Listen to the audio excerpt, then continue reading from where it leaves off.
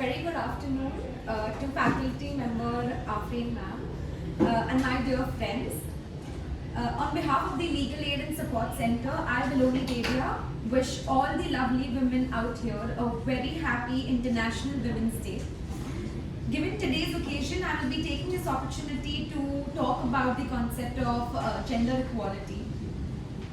Mostly, even though it appears that there has been a removal of institutionalized discrimination, yet the mindset and the attitude ingrained in the subconscious of the people have not been erased. Women still face all kinds of discrimination and prejudice. The days of yore when women were treated as fragile, feeble and dependent and subordinate to men should have been a matter of history, but it has not been so as it seems as of now. Fight for the rights of women may be difficult to trace in history, but it can be stated with a certitude that there were lone and vocal voices at many times raising battles for the rights of women and claiming equal treatment. Initially in the West, it was a fight to get the right to vote, and debate was absolutely ineffective in a way and sterile. However, when I was reading about this book, so Lord Denning in his book Due Process of Law has observed that a woman feels as keenly, thinks as clearly as a man. She in her sphere does work as useful as a man does in his. She has as right to her freedom, develop her personality to the full as a man. When she marries, she does not become the husband's servant, but his equal partner. If his work is more important in the life of the community, hers is more important in the life of a family. Neither can do without the other. Neither is the above the other or under the other. They are equals. Every individual of the society dreams for equal rights and access to resources available at their disposal, but there is a lot of discrimination which still prevails. This discrimination can be due to cultural differences, geographical differences, the color of the individual, social status, and even gender. The most prevalent discrimination is gender inequality. It is not localized issue and is limited to only certain spheres of life, but is prevalent across the globe.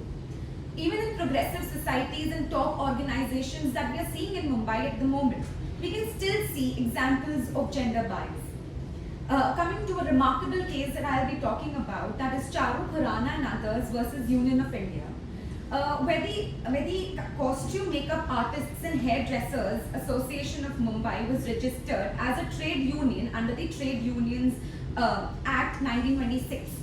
The association's bylaws prohibited qualified women makeup artists from becoming members of the association based solely on gender. Ms. Charu Khurana, a woman makeup artist whose application for membership to the association was rejected, challenged this prohibition on the grounds that it violated several rights under the Indian Constitution, including her right to equality, right to employment, and to a livelihood. Noting that gender justice is integral to the Indian Constitution, the Supreme Court struck down the association's bylaws as violating Articles 14, 15, and 21. Although the Supreme Court acknowledged that fundamental rights in India are enforceable only against the state and its authorities and not against purely private individuals or organizations, it found out at the same time that a clause in the bylaws of the trade union registered under the Trade Unions Act, which is accepted by the registrar of the trade unions, a state authority again, under the Trade Unions Act, cannot violate the provisions of the Indian Constitution. Women are making great strides in countries where men and women have equal rights. With equal rights for girls, they will be able to contribute to the progress of the country. If women come forward to the political arena, they will do something new for the country. Women are born with pain built in. It's our physical destiny that we will have period pains, childbirth pains. We carry it within ourselves throughout our lives. Men don't. They have to seek it out.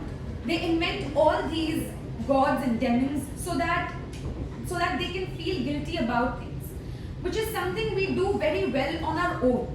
And then they create wars so that they can feel things and touch each other, and when there aren't any wars, they can just play rugby. We have it all going on here inside. We have pain on a cycle for years and years and years. And then just when you feel you're making peace with it all, what happens? The menopause comes. Yes, your entire pelvic floor is actually crumbling. No longer a slave, no longer a machine with parts. You're just a person then in business.